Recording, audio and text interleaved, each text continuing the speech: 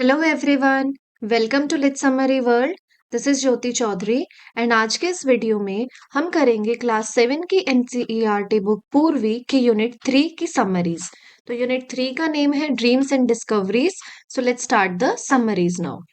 तो इस यूनिट में हमारे पास दो प्रोज चैप्टर्स हैं प्लस एक पोम है। तो इनके समरी हम जल्दी से स्टार्ट करते हैं। सबसे पहला है my brothers great invention, it is a prose written by Anita Rao Badami. तो इस चैप्टर की जो नरेटर है हमारी, उसका नाम है अनीता, जो हमारी राइटर भी हैं। और वो अपने 14 ईयर ओल्ड ब्रदर की कहानी हमें सुनाने वाली है। और इनके भाई का नाम है Anand, who loves inventing electrical gadgets and believes he is a scientist though his creations rarely work as intended. तो वो बताती हैं कि जो इनका भाई है वो समझता है अपने आप को कि वो एक साइंटिस्ट है और वो इन्वेंशंस करता है, अलग अलग टाइप के गैजेट्स वो बनाता है, मशीनें बनाता है। लेकिन जो उसकी मशीनें हैं, जो उसकी क्रिएशंस है, वो कभी भी ऐसा काम नहीं करती है जैसा कि उसने सोचकर उन्हें बनाया है। तो अब हमारी स्टोरी शुरू होती है। शुरू में ही स्टोरी के हमें दिखाई देता है कि क्योटिक सा सीन है कि जो इनके फादर है आनंद और अनीता के, वो घर आते हैं और तभी उनके ऊपर एक वाटर बैग गिर जाता है। अब ये वाटर बैग क्यों गिरा, कहाँ से गिरा? बिकॉज ये आनंद की क्रिएशन थी। इनकी सोसाइटी में कुछ चोरियां आजकल हो रही हैं, जिसकी वजह से इसने इन्वेंट किया है ये एक बर्गलर अलार्म, जिससे कि अगर कोई चोर आपके घर में घुसने की कोशिश करेगा तो ये एकदम से बजेगा और उसके सिर पर पानी गिर जाएगा, जिससे कि सारे घर वाले अलर्ट हो जाएंगे। लेकिन आनंद ने ये तो सोचा ही नहीं कि अलार्म को कैसे पता चलेगा कि कब चोर आ रहा है और कब घर के मेंबर्स आ रहे हैं। तो इसीलिए जो इसकी इन्वेंशन थी वो सबसे पहले इसके पापा पर ही ट्राई हो जाती है, जो कि बहुत ज्यादा गुस्सा होते हैं। और उसकी जो मदर है वो उनको फिर काम डाउन करती है, उन्हें थोड़ा शांत करती है। और इतनी देर के लिए जब तक वो गुस्सा है, आनंद बिल्कुल भी उनके सामने नहीं आता है। तो ये स्टार्टिंग का सिनेरियो है। अब क्या होता है, soon after inspired by the film back to the future, अब आनंद एक मूवी देख लेता है बैक टू द फ्यूचर। और वो डिसाइड करता है कि वो एक टाइम मशीन बनाएगा। और पूरे 2 वीक्स के लिए वो इस टाइम मशीन को बनाने में लगा रहता है, जिसके लिए वो जो घर में गैजेट्स पड़े थे उनके, जैसे कि मिक्सर है या फिर जो ओवन था उनके घर का, उनकी मशीन्स को यूज करता है। वायर्स से बिल्कुल घिरा हुआ है। मतलब 2 हफ्ते के लिए वो कंप्लीटली इंडल्ज है अपने इस काम में, टाइम मशीन बनाने के लिए। और फाइनली उसकी जो टाइम मशीन रेडी हो जाती है तो उसके पापा मना कर देते हैं कि तुम इसे टेस्ट बिल्कुल भी नहीं करोगे, क्योंकि वो पहले ही बहुत ज्यादा गुस्सा थे उसके अलार्म की वजह से। अब क्या होता है, the plot thickens when the parents leave for a wedding in Kolkata, living the children home alone. अब इनके पेरेंट्स को एक वेडिंग के लिए जाना पड़ता है दूसरी सिटी में, कोलकाता में। और जो ये बच्चे हैं इनको अब एक रात के लिए घर पर अकेले रहना है। और रात को अब क्या होता है, Anita reading a murder mystery late at night hears scratching at the door and wakes up Anand. और एक और बात थी, जब इनके पेरेंट्स जाते हैं तो वो इनके पड़ोसियों को, मिस्टर शर्मा और मिसेस शर्मा को बोलकर जाते हैं कि बच्चों का ध्यान रखिएगा। प्लस वो आनंद को बोलकर जाते हैं कि तुम पीछे से बिल्कुल भी इस टाइम मशीन को ट्राई नहीं करोगे। और अब क्या होता है, back to the point, Anita रात को एक रीडिंग कर रही है, एक स्टोरी पढ़ रही है। ये एक मर्डर मिस्ट्री है जो नोवेल ये पढ़ रही है उसमें। और तभी उसे दरवाजे पर कुछ आवाज सुनाई देती है। वो आनंद को उठाती है और वो दोनों जब जाकर देखते हैं तो एकदम से जो दरवाजा है वो खुल जाता है, swings open, and a rough looking man with green scarf around his neck appears. और एकदम से एक आदमी उनके सामने आता है जिसकी नेक के अराउंड एक ग्रीन कलर का स्कार्फ है। इस पिक्चर में देखिए आपको पूरा सीन समझ में आ जाएगा। द लोकल कंपाउंड स्वीपर भोपा। ये कौन था ये आदमी? ये इनका स्वीपर था जो लोकल स्वीपर साफ सफाई करता था, और इसका नाम था Bhopa. He threatens them with a thick stick, और ये इन बच्चों को एक स्टिक के साथ डराता है और कहता है कि तुम फटाफट से मुझे ये बताओ कि तुम्हारे पेरेंट्स का रूम कौन सा है, तुम्हारे फादर का रूम कौन सा है, ताकि मैं वहां से सारे वैल्यूएबल आइटम्स चुरा सकूं। अब आनंद और अनीता डर जाते हैं, और आनंद लेकिन फिर भी समझदारी का काम करता है और वो बोपा को अपने कमरे में भेज देता है, जहां पर कि उसकी टाइम मशीन भी रखी हुई थी। अनीता को गुस्सा भी आता है इस बात पर। वो कहती है कि जो अगर इसे गुस्सा आ गया इस चोर को, तो हमारे साथ कुछ भी कर सकता है। लेकिन आनंद कहता है कि हमें स्मार्ट होने की जरूरत है, और जब तक कि ये उस रूम में है हम जल्दी से हमारी हेल्प के लिए जो हमारे पड़ोसियों को, अंकल आंटी को बुला सकते हैं। Once Bopa is inside the time machine begins to make muffled thumps. अब जैसे ही जो बोपा है उस रूम के अंदर जाता है, जो टाइम मशीन वहां पर रखी हुई थी, हो सकता है कि उसने गलती से उसे स्टार्ट कर दिया था या कुछ उसमें कर दिया था, जिसकी वजह से अब तेज तेज आवाजें आना शुरू हो जाती हैं। दे शाउट फॉर हेल्प, और जो बच्चे हैं ये हेल्प के लिए भी चिल्लाने लगते हैं। अब इनके जो पड़ोसी थे शर्मा अंकल और आंटी, जिनका नाम डॉक्टर मोहन था, जो इनके अंकल थे, वो भाग कर आते हैं। एवरीवन एंटर्स आनंद्स रूम, और ये सभी लोग जो है आनंद के रूम में जाते हैं, क्योंकि अब देखिए यहाँ पर इनके अंकल आंटी आ गए और ये पूछते हैं कि क्या हुआ। ये सारी स्टोरी इन्हें बताते हैं और कहते हैं कि जो वो चोर है वो हमारे रूम में है। अब जैसे ही इस रूम में जाते हैं, लाइट्स ऑन करते हैं, तो देखते हैं वहां पर कोई भी नहीं है। The time machine is still humming softly, लेकिन जो टाइम मशीन है उसमें अभी भी थोड़ी सी आवाज आ रही है। But the man with the green scarf has disappeared, लेकिन जो आदमी ग्रीन स्कार्फ पहनकर आया था वो अब यहाँ पर नहीं है, वो गायब हो चुका है। Anand insist the thief went into the time machine, अब जो आनंद है वो कहता है कि जो थीफ है वो जरूर से टाइम मशीन में बैठा होगा और वो वैनिश हो गया है, गायब हो गया है, कहीं पास्ट में चला गया है। He points to the floor near the switches and says the green scarf was there, और फिर वो इशारा करता है कि देखिए जो ग्रीन स्कार्फ है वो यहाँ पर अभी भी पड़ा हुआ है, जो कि उस चोर ने पहना हुआ था। अब जो इनके अंकल है वो बिलीव तो नहीं करते हैं इस बात पर, लेकिन वो ये भी सोचते हैं कि जो घर की एंट्रेंस है वो तो एक ही है, तो वो चोर बाहर जा ही कैसे सकता है। लेकिन फिर भी वो इस बात को जो है भूल जाते हैं और उनके अंकल उनके साथ ही उस रात को सोते हैं। अब नेक्स्ट डे जब उनके पेरेंट्स आते हैं, पापा believes the invention is extremely dangerous, तो उनके पापा को भी शायद कहीं ना कहीं थोड़ा सा बिलीव हुआ था कि हो सकता है उस टाइम मशीन ने वर्क कर दिया हो। लेकिन उसके पापा कहते हैं आनंद के कि जो तुम्हारी टाइम मशीन है, ये जो तुम्हारी इन्वेंशन है वो काफी ज्यादा डेंजरस है, इसीलिए वो उसे डिसमेंटल कर देते हैं, मतलब कि उसे कंप्लीटली तोड़ देते हैं। The time machine completely to make sure no one gets hurt, ताकि कोई भी जो है और हर्ट ना हो। आनंद इज डिसअपॉइंटेड, अब आनंद को इस बात का बुरा तो लगता है, लेकिन जल्दी से वो अपना नेक्स्ट प्रोजेक्ट शुरू कर देता है, a telephone to contact creatures in outer space, और ये उसके ये था उसका नेक्स्ट प्रोजेक्ट। टेलीफोन, वो एक टेलीफोन बना रहा था जिससे कि वो जो आउटर स्पेस है उन वहां के क्रिएचर से कॉन्टैक्ट कर सके, बात कर सके। तो ऐसी चीजें आपको याद रखनी होती है, इस टाइप के क्वेश्चंस पूछे जा सकते हैं कि जो आनंद है उसका नेक्स्ट क्या उसने प्रोजेक्ट स्टार्ट किया था। So here we come to the end of the summary of our previous chapter, that was chapter number 7. अब next है हमारी poem Paper Boats written by Rabindranath Tagore. आपको नाम याद रखने होते हैं, so that is why I always provide the names with the chapter or the poems. Writers name. The poem is narrated from the perspective of a young innocent child, और जो ये poem है ये एक यंग इनोसेंट सा बच्चा है उसके परस्पेक्टिव से दिखाई गई है, नरेट की गई है। The flow of the poem unfold through the child's daily playful ritual and dreams, dreamy thoughts. अब जो बच्चा है ये रोज कुछ काम करता है जिसकी वजह से इसकी जो इमेजिनेशन है काफी ज्यादा हाई है, वही सारी चीजें हमें देखने को इस पोएम में मिलेंगी। Every day the child make small paper boats and floats them one by one down a flowing stream. अब हर दिन जो ये बच्चा ये क्या एक्टिविटी करता है कि पेपर की बोट्स बनाता है और उनको जो पास में जा रही नदी है या नहर है उसके अंदर बहा देता है। This is a regular joyful activity that the child looks forward to, और हर रोज ये काम ये कर रहा है। On each board, the child carefully writes their own name in big black letters. और हर बोर्ड के ऊपर जो बच्चा है वो बहुत ही साफ साफ शब्दों में अपना नाम लिखता है, ब्लैक कलर के लेटर्स में, along with the name of their village, और अपने विलेज का भी नाम ये उस पर लिखता है। The child hopes that these boats will travel far away to some strange or distant land. इस बच्चे को लगता है कि किसी न किसी दिन जो ये बोट्स ये बनाकर भेज रहा है ये किसी डिस्टेंट लैंड, किसी दूर के किसी गांव में जाएंगी, और वहां पर जो अननोन पर्सन होगा हो सकता है कि वो इसे उठा ले और इसे पढ़ ले और इस बच्चे के बारे में जान जाए। This reflect the child's innocent desire for recognition and connection beyond their immediate surrounding. तो इससे हमें पता चलता है कि जो बच्चा है वो कितना ज्यादा इनोसेंट है और उसकी डिजायर से उसकी इच्छाएं हैं कि जो उसके बारे में जो है आसपास के लोग जाने, जो अननोन लोग हैं वो भी उसके बारे में जाने, वो चाहता है अपनी एक पहचान बनाना। Now the child fills the little boats with shiny flowers, और एक और काम वो बच्चा करता है, नाम लिखने के साथ साथ वो उसके अंदर कुछ गिफ्ट्स भी डालता है उस बोट में, वो शिली फ्लावर्स उसमें डालता है जिसे हम नाइट फ्लावरिंग जैस्मिन भी बोलते हैं। These flowers represent gift from the dawn and the child wishes for them to reach safely to another land, और वो ये विश भी करता है कि जो ये ऑफरिंग्स, जो ये गिफ्ट मैंने इस बोट में डाले हैं वो बिल्कुल सेफली जो है उस दूसरी लैंड पर पहुंच जाए, इवन एज नाइट फॉल्स। कि रात हो जाएगी तो भी इनको जो है कोई नुकसान नहीं होना चाहिए। It shows the child's caring and hopeful nature. इससे हमें पता चलता है जो बच्चा है उसका कितना केयरिंग नेचर है, प्लस वो कितना ज्यादा होपफुल है।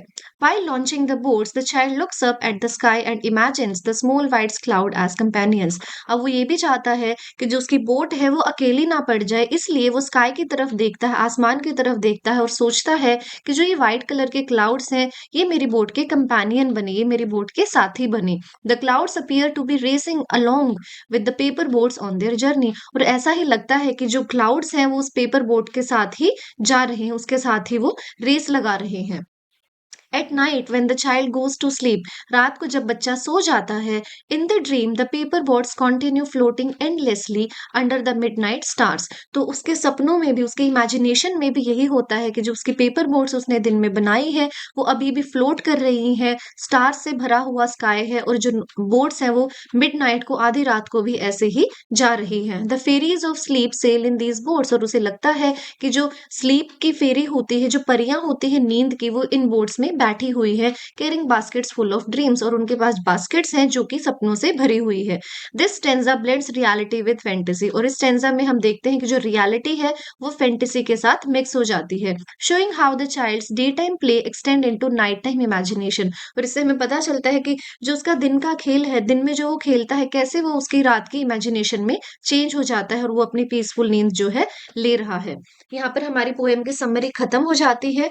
और इससे ओवरऑल हमें क्या मैसेज मिलता है? It's a gentle lyrical celebration of child's pure imagination. एक लिरिकल पोएम है, एक बच्चे की प्योर इमेजिनेशन पर ये बेस्ड है। The child dreams of adventure, discovery and being known by others far away. और जो बच्चा है वो चाहता है, उसे एडवेंचर पसंद है, उसे डिस्कवरी पसंद है, वो चाहता है कि उसकी पहचान हो, उसे जो आसपास के लोग हैं, जो अननोन लोग हैं, वो भी उसे जाने।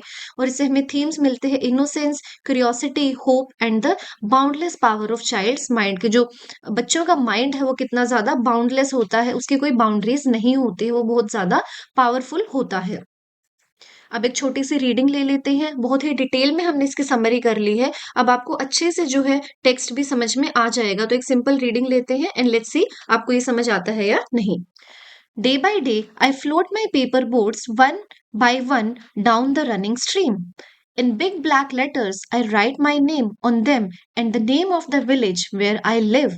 I hope that someone in some strange land will find them and know who I am.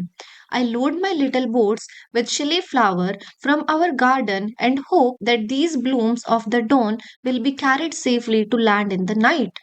I launch my paper boats and look up into the sky and see the little clouds setting the white bulging sails. I know not what playmate of mine in the sky sends them down the air to race with my boats. When night comes, I bury my face in my arms and dream that my paper boats float on and on under the midnight stars. The fairies of the sleep are sailing in them, and the leading is their basket full of dreams. तो I hope आपको समझ आ गई होगी। Summary पढ़ने के बाद poem का जो टेक्स्ट है वो आपको इजीली समझ में आता है, आपको सारी चीजें जो है कनेक्ट हो जाती हैं स्टोरी के साथ। तो अब हम स्टार्ट करते हैं हमारा लास्ट चैप्टर इस यूनिट का, and the name is north south east west. ये प्रोज है, again written by C.G. Salamdar. The chapter is told through a series of post card. जो ये चैप्टर है ये एक्चुअली एक सीरीज है पोस्ट कार्ड की। एक बच्ची है जो कि अपने फ्रेंड्स को पोस्ट कार्ड भेजती है, वो लेटर्स भेजती है और उस लेटर्स की फॉर्म में ही जो है ये चैप्टर पूरा प्रोवाइड किया गया है। और उस बच्ची का नाम है Shana, to her classmate and friends. और अपने क्लासमेट और फ्रेंड्स को वही लेटर्स भेज रही है। Shana who lives on Rameswaram island in Tamil Nadu, Tamil Nadu जो कि साउथ में है, साउथ इंडिया में है, रामेश्वरम आइलैंड पर वो रहती है। Travels across the length and breath of India. अब जो है वो अपने पेरेंट्स के साथ पूरा इंडिया घूमने जा रही है विद हर पेरेंट्स। अम्मा एंड अप्पा वो अपने पेरेंट्स को बोलती है on a family vacation. In her cheerful child like post card she describe the amazing variety of landscape. अब इन पोस्ट कार्ड की हेल्प से हमें पता चलेगा कि वो कहाँ कहाँ पर जाती है, वो क्या क्या देखती है। बेसिकली हमें इंडिया के बारे में इसमें पता चलने वाला है कि जो इंडिया के लैंडस्केप्स हैं, इंडिया का क्लाइमेट है, wild life, cultures and adventures she experience in different directions of the country. और डिफरेंट डिफरेंट डायरेक्शंस में वो जाएगी। वो नॉर्थ में भी ट्रेवल करने वाली है, साउथ ईस्ट एंड वेस्ट चारों ही डायरेक्शंस में जो है वो ट्रेवल करने वाली है, highlighting India's incredible diversity and unity. The journey begins in the cold north, और जो जर्नी है इसकी शना की, वो कोल्ड नॉर्थ से स्टार्ट होने वाली है। मूव्स थ्रू द ईस्ट, फिर वो ईस्ट में जाएगी, and west passes through the central region, फिर वो सेंट्रल रीजन में आएगी इंडिया के, and finally return to the warm south, और फाइनली जो है वो साउथ में चली जाएगी अपने घर। Shana shares her excitement about new sight, sound, food, people, languages, मतलब हर चीज वो इसमें शेयर करने वाली है। क्या क्या वो देखती है, क्या वो सुनती है, किस टाइप का म्यूजिक वो सुनेगी, food, people, languages, activities, showing wonder at how different yet beautiful every part of India is। और इससे हमें बेसिकली यही पता चलेगा कि इंडिया कितना ब्यूटीफुल है। नाउ हम स्टार्ट करते हैं। ताजिवास ग्लेशियर, कश्मीर। तो सबसे पहले जो कश्मीर में जाएगी, मैंने बिल्कुल इंपॉर्टेंट आपको बताया है कि कहाँ वो जाती है और क्या वो वहां पर देखती है। तो जल्दी से हम इसे फिनिश करते हैं। सो व्हाइट एंड ब्लू ग्लेशियर्स, उसने वहां पर व्हाइट और ब्लू कलर के ग्लेशियर्स देखे हैं।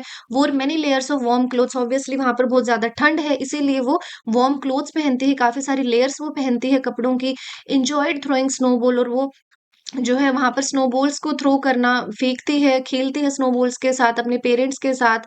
Hand shook from the cold without gloves, और अगर ग्लव्स नहीं पहने हैं तो वो बताती है कि जो आपके हैंड्स हैं, जो आपके हाथ है, काफी ज्यादा ठंडे पड़ जाते हैं। उसके बाद वो जाते हैं हिमाचल प्रदेश, ये भी नॉर्थ में ही है। रीच्ड बाय ट्रेन, वो वहां पर ट्रेन से पहुंचते हैं। इंजॉयड क्वाइट माउंटेन्स, माउंटेन्स को वो देखते हैं और काफी ज्यादा वो इंजॉय करते हैं कि कितने ज्यादा शांति उन माउंटेन्स में है।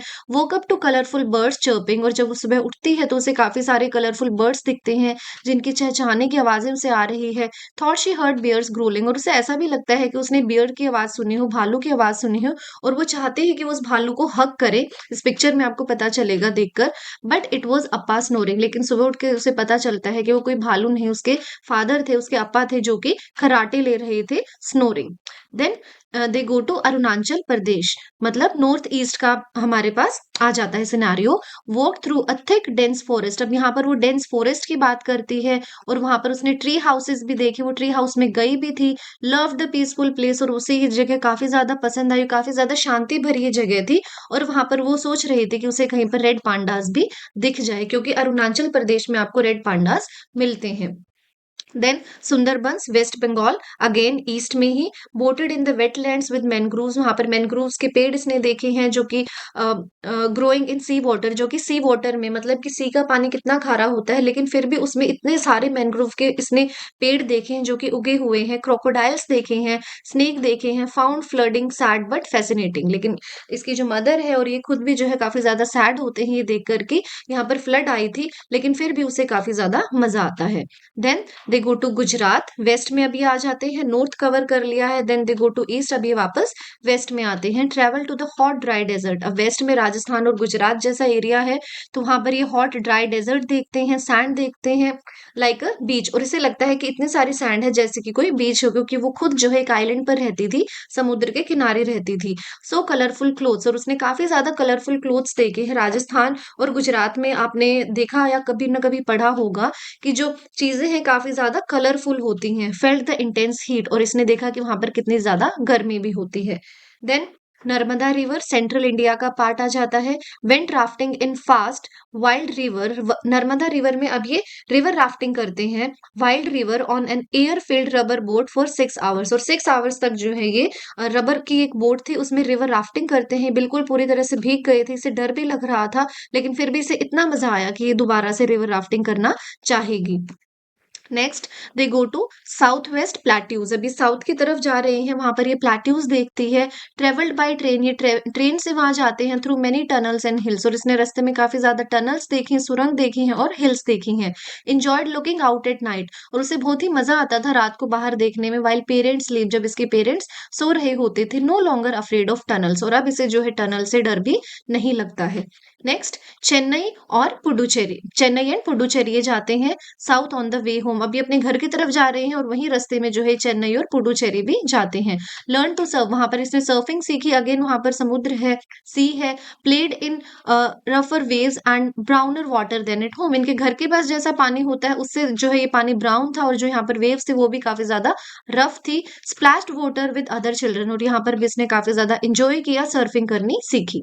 Next Pamban bridge near Rameswaram. अब ये अपने घर की तरफ जा रहे हैं, वहां पर पंबन ब्रिज ये देखती है। Cross the bridge by train with ocean visible on both side. और जब ये ट्रेन से इस ब्रिज को क्रॉस कर रहे थे तो इसने देखा कि दोनों ही तरफ जो है ओशियन था, सी था। Amazed that a train could travel across the sea. और इसे काफी ज्यादा अमेजिंग फील हो रहा था कि जो एक ट्रेन है वो सी के थ्रू भी ट्रैवल कर सकती है। Next is Olaikuda beach. Floated in the water and watched fish. अगेन यहाँ पर इन्होंने जो है वाटर में ये गए थे, पानी को इसने एंजॉय किया था, सी को एंजॉय किया था और फिशेस देखी थी काफी ज्यादा colourful. Collected smooth pebbles to give to friends. और यहाँ पर इसने काफी स्मूथ से जो है छोटे छोटे पत्थर कलेक्ट किए थे ताकि अपने फ्रेंड्स को दे पाए। Parents went diving while शना floated. जो इसके पेरेंट्स थे वो डाइविंग करने जाते हैं, पानी के नीचे जाते हैं, लेकिन जो शना आप देखिए यहाँ पिक्चर में वो ऊपर ही फ्लोट कर रही है क्योंकि उसके साइज का कोई भी डाइविंग सूट नहीं था। Then finally final reflection at home. Finally वो घर पहुंच जाती है। Shana expressed how much she would miss the forest. कितना वो ज्यादा मिस करने वाली है फॉरेस्ट को, ग्लेशियर्स को, deserts, wetlands, plateaus, mountains, new languages, different people she met. और इन सारी चीजों को जिसने देखी है ये काफी ज्यादा मिस करने वाली है। She felt proud of India's beauty in every direction. उसे काफी ज्यादा प्राउड फील हो रहा है कि इंडिया में हर चीज है और कितनी सुंदर है। And hope to take friends on a similar trip next time. और वो सोचते हैं कि वो अपने फ्रेंड्स के साथ जो है एक सिमिलर ट्रिप पर अगली बार जाएगी। And the chapter beautifully celebrates curiosity. और इस चैप्टर में हमें यही देखने को मिलता है कि जो बच्चे हैं कितने ज्यादा क्यूरियस थी। एडवेंचर हमें देखने को मिलता है। Travel and appreciation for India's rich geographical and cultural variety through Shahnaz joyful site. तो मतलब सना की हेल्प से हमें देखने को मिला कि इंडिया में कितना कुछ है, हर टाइप की चीजें आपको देखने को यहाँ पर मिलती है। आप चाहे तो आप सी देख सकते हैं, आप रेगिस्तान देख सकते हैं, आप जंगल देख सकते हैं, फॉरेस्ट उसने देखी, आप ग्लेशियर्स देख सकते हैं, स्नो देख सकते हैं, मतलब everything is there in India. So here we come to the end. 20 minute में हमारी पूरी यूनिट फिनिश हो गई है। I hope you liked it. So please keep watching, like, share and subscribe the channel and wait for the next videos.